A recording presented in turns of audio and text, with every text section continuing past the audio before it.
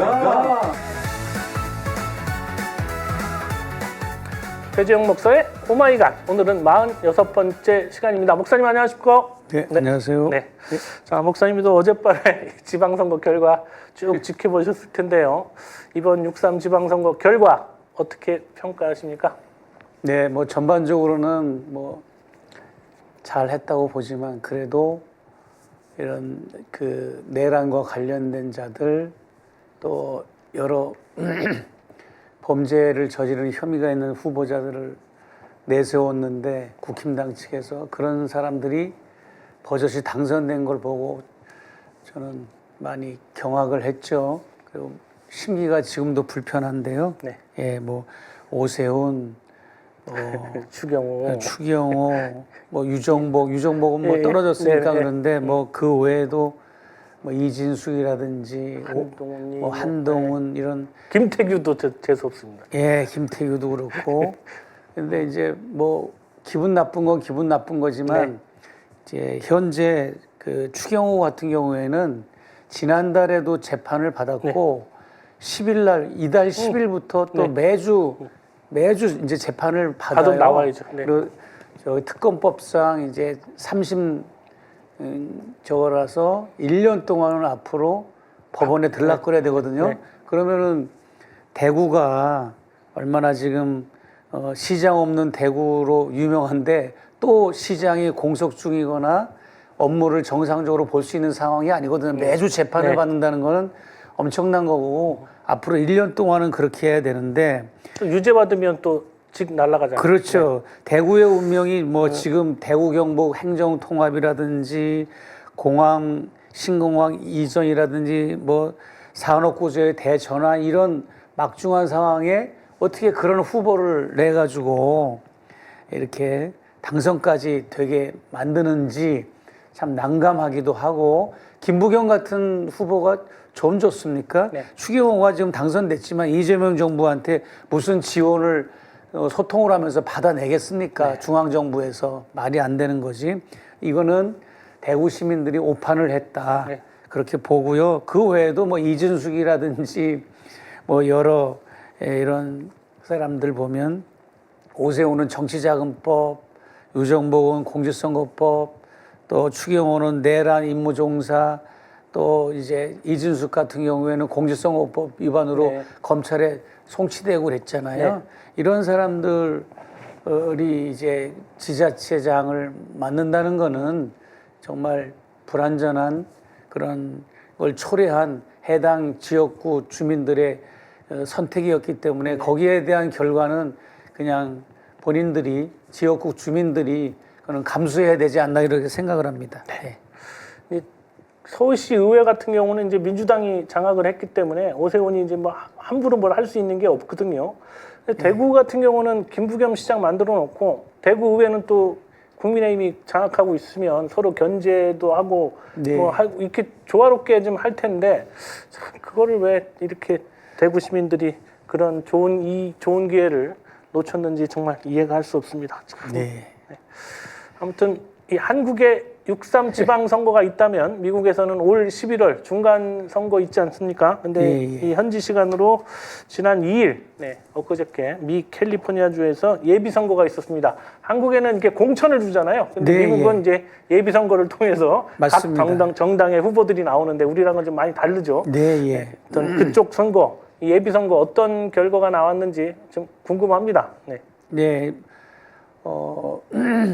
11월 달에 본선거를 위해서는 이제 이번에 예비선거를 치렀는데 캘리포니아 같은 경우는 이제 주지사, 시장, 그 외에도 무슨 여러 슈퍼바이저 이런 사람들을 뽑는데 지금 제가 여기 나오기 전에도 확인해 보니까 영김 의원이 본선 진출을 하게 됐고 그리고 데이비 민은 이미 확정됐고 영김은 2위인 상태에서 1위와 함께 같이 본선에 이제 올라갑니다.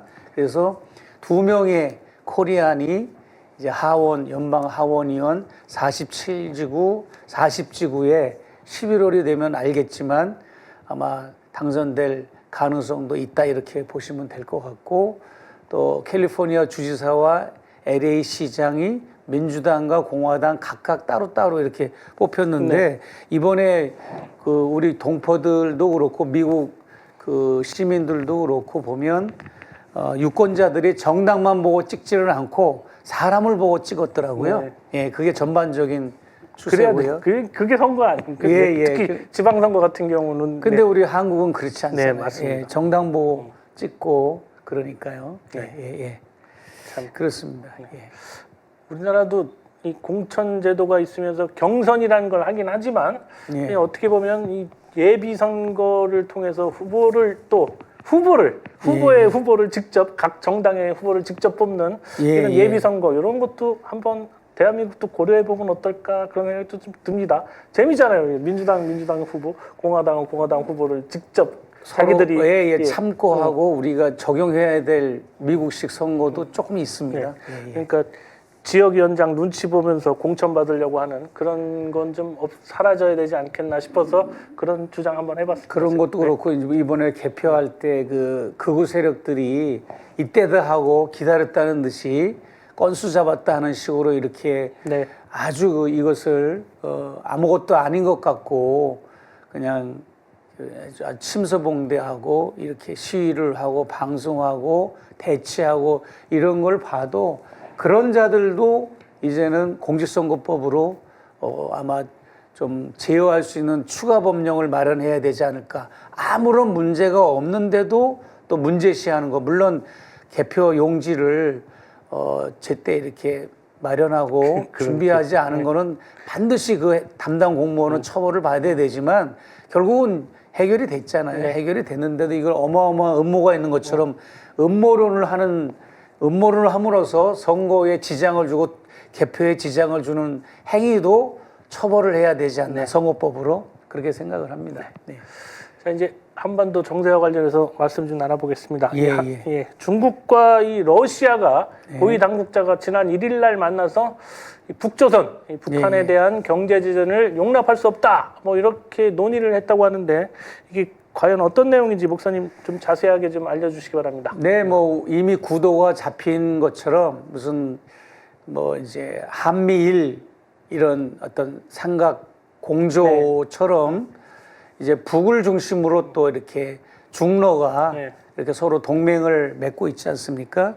그런 차원에서 중국과 러시아의 양국의 고위 당국자들이 러시아에서 만나가지고 이제 이런 조선 정세, 동북아 정세, 대북 정책의 의견을 나눴어요. 그래서 러시아에서는 외교 차관이 또 중국에서는 특별 대사가 이제 서로 이제 북한 관련 이야기를 하다가 나온 발언인데 대북 경제 조치가 지금 몇 가지가 있는지 아십니까? 크게 대북 경제 조치는 유엔의 대북 제재 조치가 있고 미국의 대북 제재 조치가 있고 한국의 오이사 대북 조치가 있어서 세 개가 있는데 그물로 말하자면 유엔 대북 제재 조치는 흥건한 구멍이 숭숭 뚫린 흥건한 그물망이라 그러면 미국의 대북 제재 조치는 촘촘한 그물망.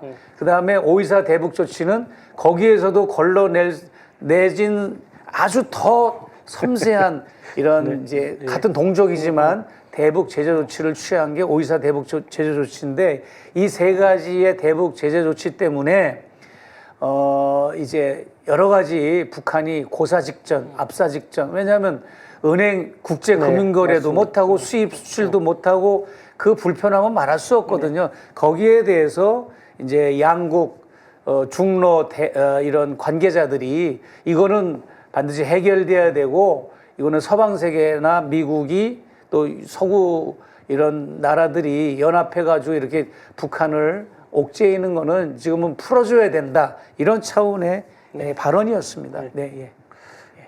대북 제재 필요하면 해야 되겠지만 한 나라를 이렇게 우리가 주적이 누구냐 맨날 이러고 물어보고 다니는데 우리의 주적은 뭐 북한 정부 그리고 북한 군이라고는 할 수 있지만 북한이 인민들은 아니잖아요. 예, 그렇습니다. 고사를 시키려고 하는 이런 방식은 결코 좋은 방법은 아닌 것 같습니다. 그래도 할 건 다 해요. 그러니까 우리가 평창 동계올림픽 때 그 네. 하얀 그 패딩 있잖아요. 네. 그거 북에서 만들어 생산한 거고 그걸 그러니까요. 중국을 네. 통해서 온 거고 우리가 알고 있는 아이들 대통령이라고 하는 뽀로로도 네. 북에서 제작하고 그러니까 하여튼 뭐 그러나 이제 그런 것도 편법으로 또 이제 쓰리 쿠션이라는 방식으로 이렇게 결국은 교류를 하는데 이게 얼마나 불편합니까? 예. 맞습니다. 중국 좋은 일만 하는 거죠. 예. 개성공단 이걸 참 막아놓고 북한 스스로 폭파시키게 만들고 이런 참 그거 하나 혹시 기억하십니까? 네.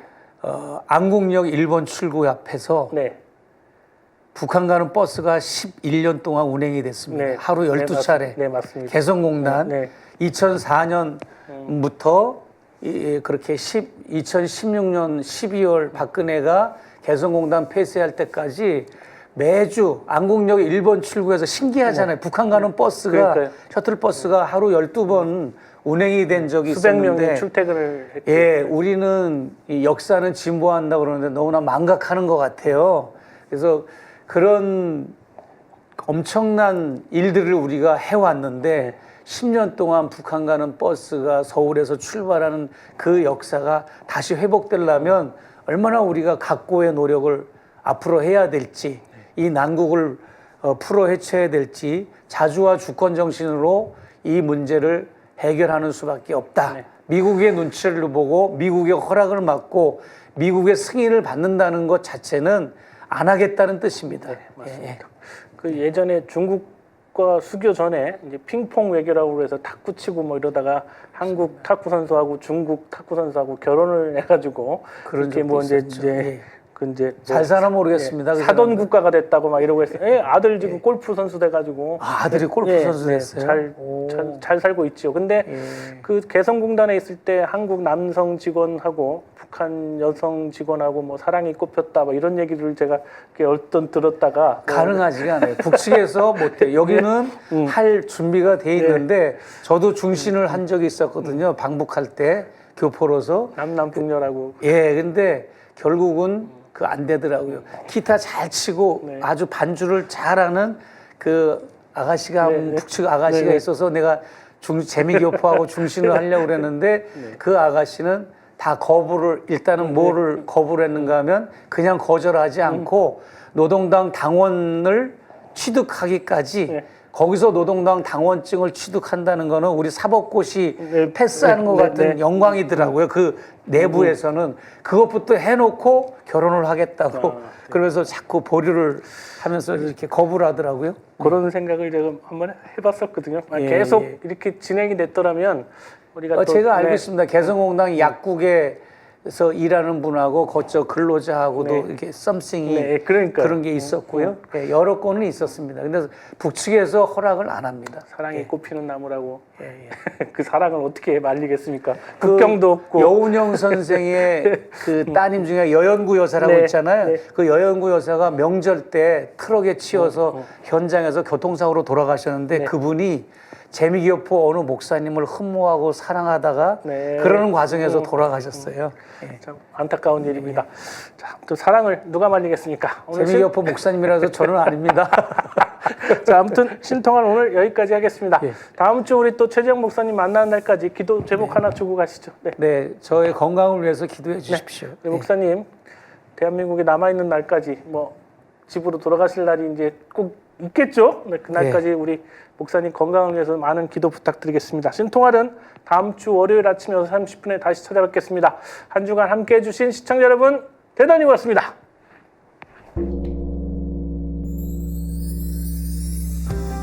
150만 구독자와 함께 걸어온 민족언론 서울의 소리. 우리는 오늘 새로운 얼굴로, 새로운 마음으로 다시 출발합니다. 탄압과 내란의 혼란 속에서도 멈추지 않았던 이유. 국민이 주인인 나라, 민주시민의 목소리, 국민 주권의 시대를 지키기 위해서였습니다.